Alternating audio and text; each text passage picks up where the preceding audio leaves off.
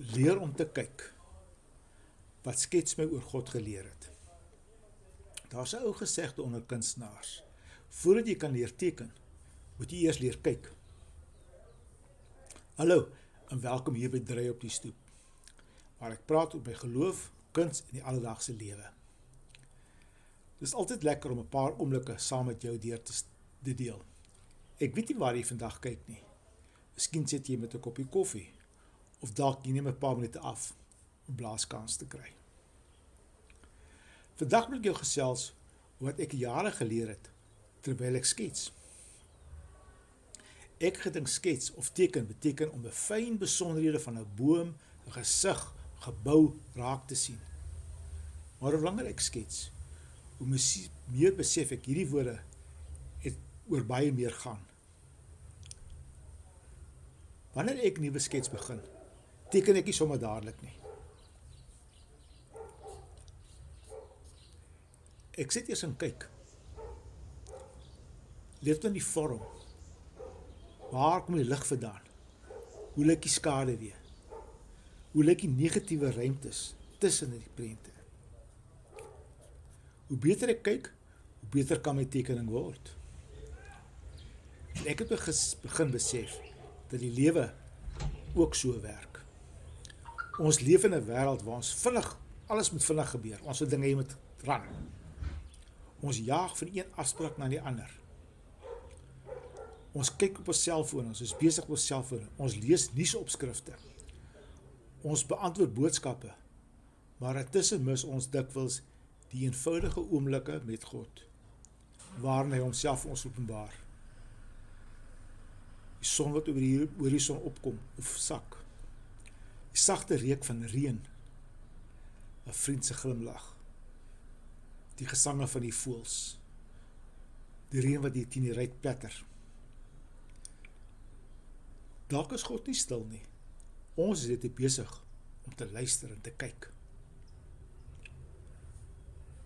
Een van die eerste dinge wat 'n mens as redenaar leer, ons moet teken wat jy sien en nie wat jy dink jy sien nie. Moenie afleidings maak nie. Dit klink maklik. Dit is glad nie so eenvoudig nie. Ons brein hou daarvan om vinnige afleidings te maak. En ons neem aan. Ons vul die ontbrekende dele sommer self in. Hoeveel keer doen ons dit ook nie met mense nie. Ons vorm opinies oor mense voor ons hulle gesien het. Op hulle voorkoms, wat hulle aan het, hoe hulle gedra. Ons luister nie met ons harte nie. Maar wanneer ek die Bybel lees, sien ek Jesus het anders gekyk. Die vissermanne, die tollenaars, die weduwee, die siekes, die wat uitgewerp is, waar ander mense min waarde gesien het God iemand gesien wat deur God liefgehad word. Miskien leer skets ons nie dit om ook beter kunstenaars te wees nie, maar dit lyk ons leer ons om soos Christus na mense te kyk. Nog iets wat skets my geleer het, is geduld. 'n Goeie tekening word selde gejaag. Elke lyn het sy doel. Partykeer kyk ek langer na die onderwerp, as wat ek na die tekening kyk. En dis nie tyd wat gemors word nie. Dit is deel van die proses. Ek dink ons geestelike lewe werk ook so. Ons wil graag vinnige antwoorde hê. Ons bid vandag en hoop môre is alles reg. Maar God werk stadig, sy eie tyd. Soos saadjie wat onder die grond ontkiem. Soos 'n boom wat jaar na jaar groei. Ons sien nie altyd wat hy besig is om te doen nie. Maar dit beteken nie dat hy nie werk nie. Inteendeel. Hy is dikwels besig met die belangrike werk in ons, waar ons dit die minste raak sien.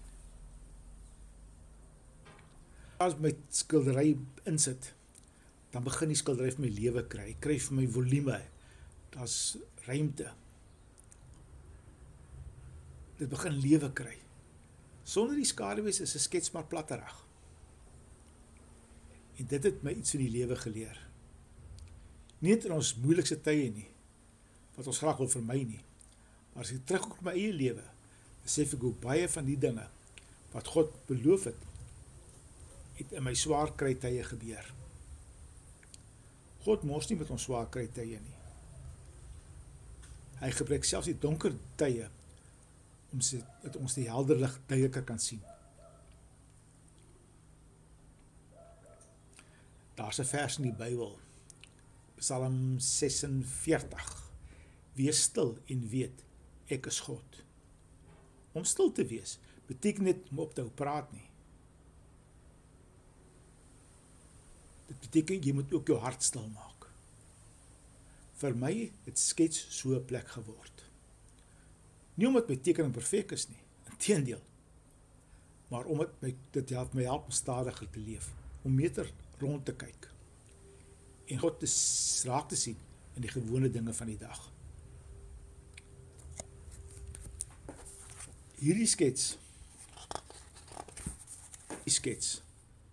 sal oud word.